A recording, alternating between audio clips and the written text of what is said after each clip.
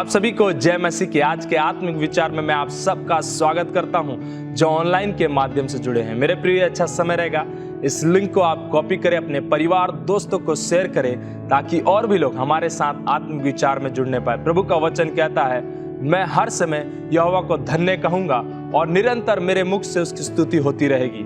परमेश्वर का वचन दाऊद हमें उत्साहित करता है, निरंतर परमेश्वर की स्तुति मेरे मुख से होती रहेगी। मेरे प्रिय, मैं आप सबको उत्साहित करूं, हमारे बीच परिस्थिति के हालातों के बीच में भी हम प्रभु की आराधना करना सीखे। दाऊद किसी भी स्थिति में हो प्रभु की आराधना करता था, इसलिए दाऊद हमें उत्साहित करता है हम सदा धन्यवाद प्रभु को देते रहे और निरंतर हमारे मुख से परमेश्वर की आराधना होती रहे। मेरे प्रियो, आइए अपने दुख हालातों के समय भी हम प्रभु को धन्यवाद देना सीखे। आइए हम प्रार्थना करें। खुदावन आसमानी बाप, आपका धन्यवाद देते हैं, हर एक चीजों को आपके हाथों में सौंपते हैं। जब प्रभु हम आपकी आराधना करते हैं, आप हमारी सहायता कीजिए प्रभु, होने दीजिए, आप हमारी मदद करना। हर बातों के लिए आपको धन्यवाद देते हैं। प्रार्थना यीशु आपके मुबारक और मीठे नाम से मांग, सबने कहा आमीन आमीन। आइए हम सब मिलकर आराधना दल के साथ प्रभु की आराधना करें। तेरे रूह का छाए यीशु अबर, तेरे किरदार का चाहता हूँ असर। मैं घटता जाऊँ मिटता जाऊँ, बस तू ही आए मुझ में नजर। बन जाऊं चलती फिरती इंजीर,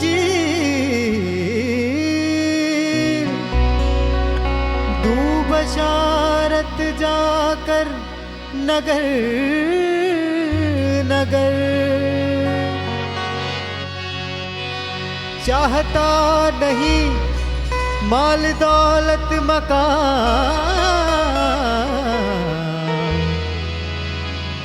अब दी जिंदगी ही चाहिए मुझे अजर। मेरे जीवन में यीशु तेरा नाम जलाल पाता रहे। मेरे जीवन में यीशु तेरा नाम जलाल पाता रहे। मेरे जीवन में यीशु तेरा नाम जलाल पाता रहे। जीवन में यीशु तेरा नाम जलाल पाता रहे। मेरा उठना बैठना और मेरा उठना बैठना और हो चलना तुझे भाता रहे। मेरे जीवन में यीशु तेरा नाम जलाल पाता रहे। मेरे जीवन में यीशु तेरा नाम जलाल पाता रहे।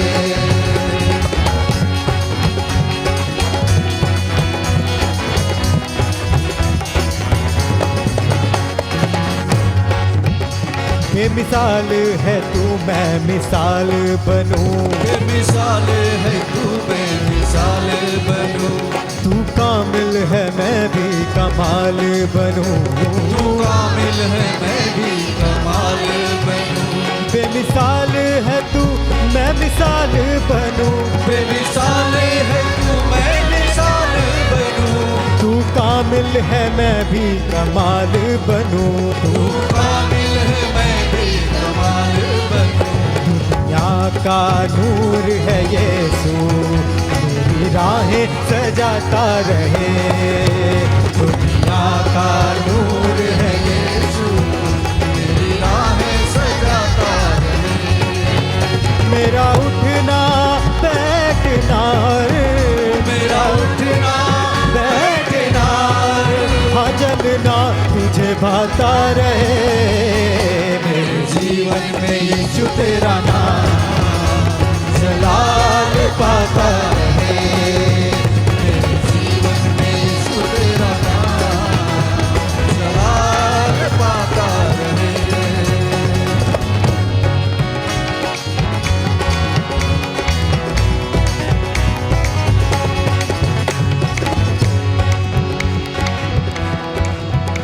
मेरी सोचों में तू, मेरे ख्वाबों में तू, मेरी सोचों में तू, मेरे ख्वाबों में तू, मेरे सारे सवालों जवाबों में तू, मेरे सारे सवालों जवाबों में तू, मेरी सोचों में तू, मेरे ख्वाबों में तू, मेरी सोचों में तू, मेरे ख्वाबों में तू, मेरे सारे सवालों जवाबों में तू, मेरे सारे सवालों जवाबों में तू।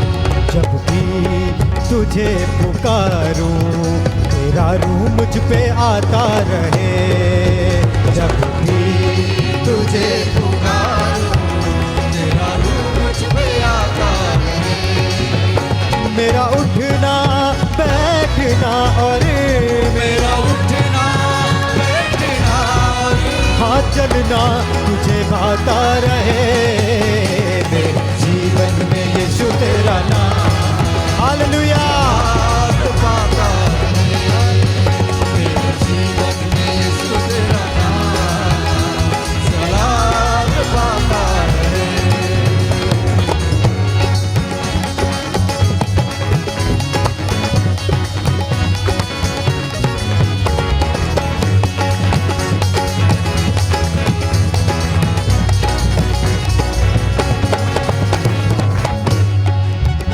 जिंदगी भर तेरे गीत गाता रहूं, जिंदगी भर तेरे गीत गाता रहूं, तू सुनता रहे मैं सुनाता रहूं, तू सुनता रहे मैं सुनाता रहूं, हाँ जिंदगी भर तेरे गीत गाता रहूं, जिंदगी भर तेरे गीत गाता रहूं, तू सुनता रहे मैं सुनाता रहूं, तू सुनता रहे मैं सुनाता हालेलुया।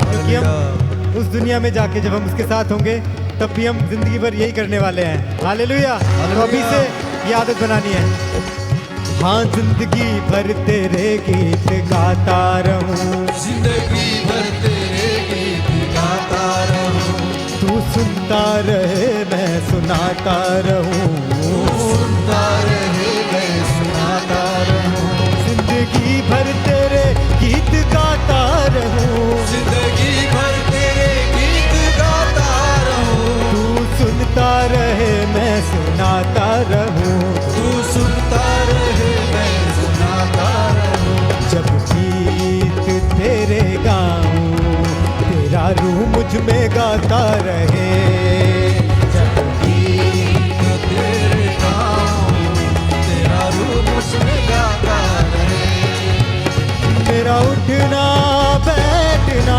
और मेरा उठना बैठना हो चलना तुझे भाता रहे, मेरे जीवन में यीशु तेरा नाम जलाल पाता रहे, मेरे जीवन में यीशु तेरा नाम जलाल पाता रहे, मेरे जीवन में यीशु तेरा नाम जलाल पाता रहे, मेरे जीवन में यीशु तेरा नाम जलाल पाता रहे, जीवन में यीशु तेरा नाम जलाल पाता रहे। ये समय है इस सप्ताह के लिए सूचनाओं को सुनने का, और इस सप्ताह के लिए सूचनाएं इस प्रकार से हैं। फरीदाबाद के अलग अलग स्थानों में ग्रेस कलीसिया की आराधना सभा होती है। हर रविवार को सुबह की आराधना सभा इस प्रकार से है। अंग्रेजी की आराधना सभा सेक्टर 21C में सुबह 10 बजे होती है। धीरज नगर की आराधना सभा सुबह 9 बजे होती है। रामनगर की आराधना सभा सुबह 8 बजे और 9:30 बजे होती है। सूरज कुंड की आराधना सभा सुबह 9:30 बजे होती है। 21D की आराधना सभा सुबह 9 बजे होती है। निमका की आराधना सभा सुबह 9 बजे होती है। भारत कॉलोनी की आराधना सभा सुबह 9:30 बजे होती है। हर रविवार को शाम की आराधना सभा इस प्रकार से है। गदाखोर की आराधना सभा शाम 6 बजे होती है। साई नगर की आराधना सभा शाम 7 बजे होती है। सिकरी की आराधना सभा शाम 7 बजे होती है। ग्रीनफील्ड की आराधना सभा शाम 7:30 बजे होती है। भुआपुर की आराधना सभा शाम 6 बजे होती है। जसाना की आराधना सभा शाम 5 बजे होती है। हर शुक्रवार को शाम 6:30 बजे सेक्टर 21C ग्रेस चर्च में प्रार्थना और आराधना की सभा होती है। मैं आप सबको उत्साहित करना चाहूंगा, आप व्यक्तिगत रूप से इस प्रार्थना और आराधना का हिस्सा बने और अपने जीवन में प्रभु की आशीषों को पाएं। मैं आप सबको उत्साहित करना चाहता हूं कि ये सभा ऑनलाइन के माध्यम से भी होती है, जैसे फेसबुक और यूट्यूब। यदि आप व्यक्तिगत रूप से इस प्रार्थना और आराधना की सभा में शामिल होने में असमर्थ हैं, तो आप जरूर यूट्यूब और फेसबुक के माध्यम से शुक्रवार की प्रार्थना और आराधना सभा का हिस्सा बने। प्रतिदिन प्रार्थना का दल और पार्श्वानों का दल मिलकर आप सबके लिए प्रार्थना करते हैं। यदि आपके पास किसी भी प्रकार का प्रार्थना निवेदन है, इस समय मैं आपको उत्साहित करना चाहूंगा कि आप अपने प्रार्थना निवेदन को लिखें और अपने क्षेत्रीय पार्श्वान को दें। यदि आप व्हाट्सएप के माध्यम से भी अपने प्रार्थना निवेदन को साझा करना चाहते हैं, आप हमारे साथ साझा कर सकते हैं। हर रविवार को सुबह 11 बजे यूट्यूब के माध्यम से ग्रेस कलीसिया एक आत्मिक विचार को प्रस्तुत करती है।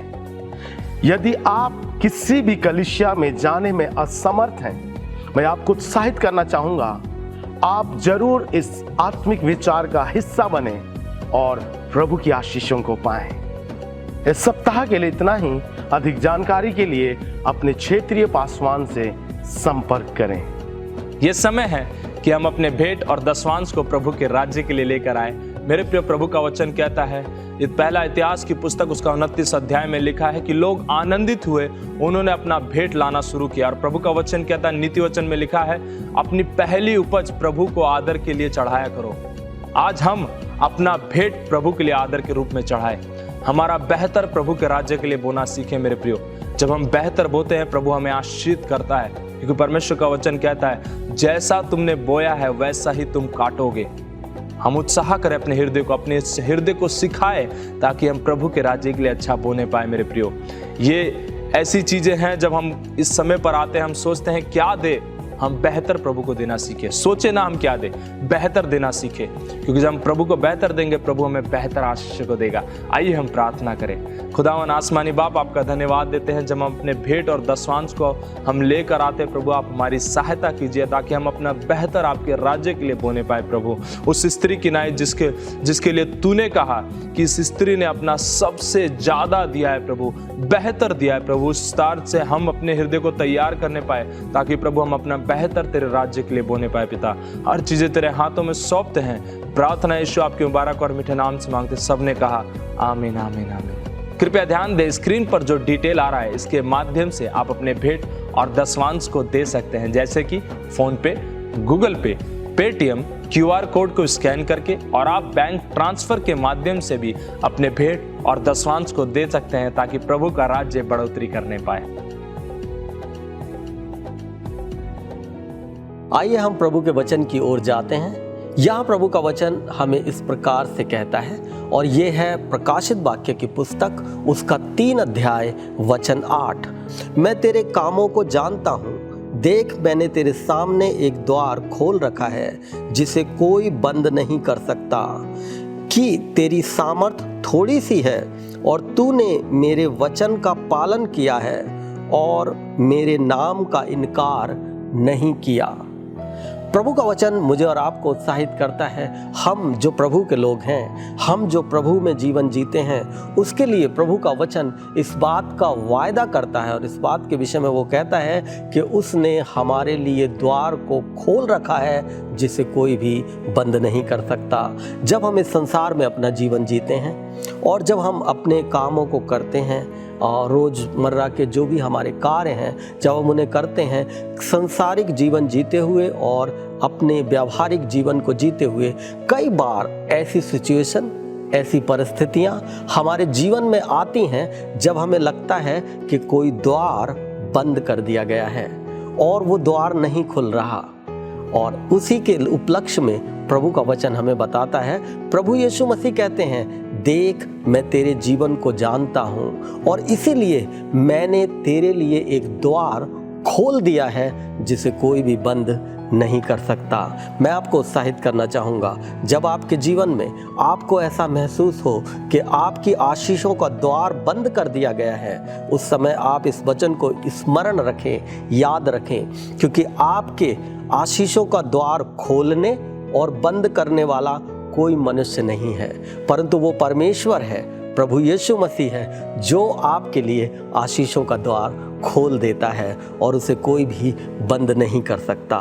मैं आज आपको उत्साहित करूंगा, अगर आपको किसी जीवन के किसी भी पड़ाव में ऐसा महसूस होता है, ऐसा फील होता है कि आपके लिए आशीषों का द्वार बंद कर दिया गया है, हो सकता है किसी व्यक्ति के द्वारा, हो सकता है किसी घटना के द्वारा, हो सकता है किसी रिलेटिव्स के द्वारा, हो सकता है किसी परिस्थिति के द्वारा, हो सकता है आपके ऑफिस के बॉस के द्वारा, हो सकता है आपके साथ काम करने वाले लोगों के द्वारा, लेकिन आप प्रभु के वचन को याद रखें। वो कहता है कि वो ही अधिकारी है आपके जीवन का द्वार खोलने का और आपके जीवन के द्वारों को बंद करने का। केवल यीशु मसीह ही इस चीज का अधिकारी है। तो इस कारण से कभी भी जब आपके जीवन में कोई द्वार बंद होता दिखाई दे, निराश ना हो, हताश ना हो, परेशान ना हो, क्योंकि कोई व्यक्ति आपके जीवन में आशीष के द्वार को खोलने और बंद करने का स्वामी नहीं है, परंतु वो परमेश्वर ही है जो आपके जीवन की आत्मिकता को, आपके जीवन की व्यवहारिकता को जानता है और वो कहता, देख मैंने तेरे लिए एक द्वार खोल दिया है। प्रभु का वचन हमें बताता है, उत्साहित करता है कि जब एक द्वार बंद होता है, प्रभु हमारे लिए कई द्वारों को खोल देता है। मैं आज आपको उत्साहित करूंगा, जब भी आप अपने जीवन में किसी भी ऐसी घटना, इसी कैसी परिस्थिति से होकर गुजरते हैं जहां आपको लगता है कि द्वार बंद हो गया है, वहां प्रभु के वचन पर ध्यान दें, क्योंकि वो कहता है, मैंने तेरे लिए द्वार खोल दिया है जिसे कोई भी बंद नहीं कर सकता। मैं आपको उत्साहित करूंगा, प्रभु के इस वचन के द्वारा प्रार्थना करें और प्रभु आपके लिए नए द्वारों को खोल देगा। हम धन्यवाद करते हैं कि प्रभु वो है जो हमारे जीवन का द्वारों को खोलने वाला है। कोई मनुष्य नहीं है, कोई व्यक्ति नहीं है, कोई घटना नहीं है, कोई परिस्थिति नहीं है, केवल वो प्रभु जो हमारे जीवन को जानता है और वो हमारे जीवन के लिए द्वारों को खोलता है। बाइबल एक घटना को बताती है, इस्राएली लोग एक ऐसे स्थान में थे जहाँ कोई द्वार नहीं था। वो मिस्र से निकल करके आए थे और लाल समुद्र उनके सामने था और वहाँ कोई भी रास्ता नहीं था और आगे रास्ता बंद था। एक तरफ पहाड़ था, एक तरफ समुद्र था और उनके पास कोई रास्ता नहीं था और वहाँ कोई भी द्वार नहीं था।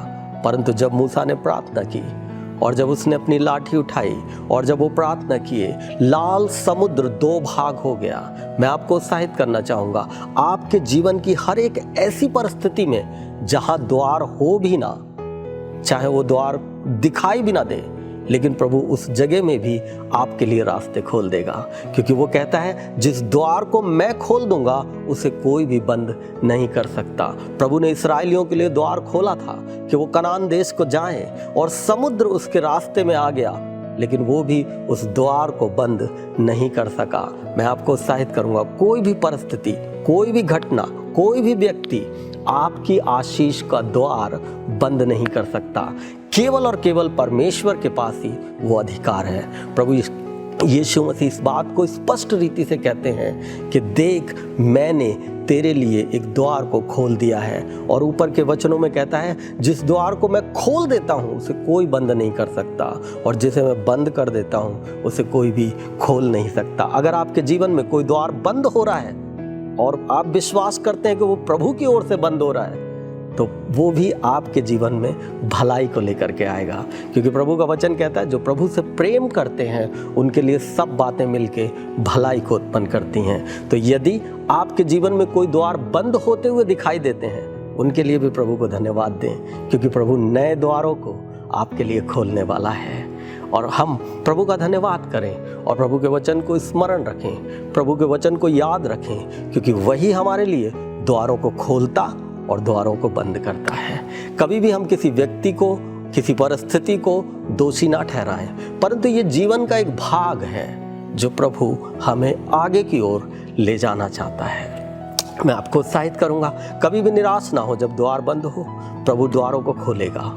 धन्यवाद करते हैं। आइए हम प्रार्थना करें।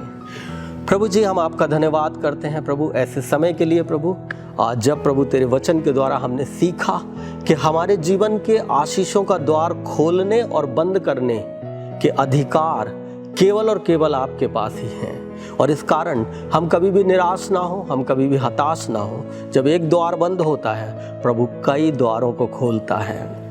धन्यवाद करते हैं प्रभु। जितने भी लोग प्रभु हमें देख रहे हैं प्रभु, उन सब के जीवनों को आशीष कर। मुझे नहीं पता, अगर कोई भी व्यक्ति किसी ऐसी सिचुएशन से होकर जा रहा है जहां उसे लगता है कि वो दरवाजे बंद हो रहे हैं, द्वार बंद हो रहे हैं, प्रभु वो तेरे वचनों पे भरोसा रखें और प्रभु आप उनके लिए भले और उत्तम द्वारों को खोलेंगे।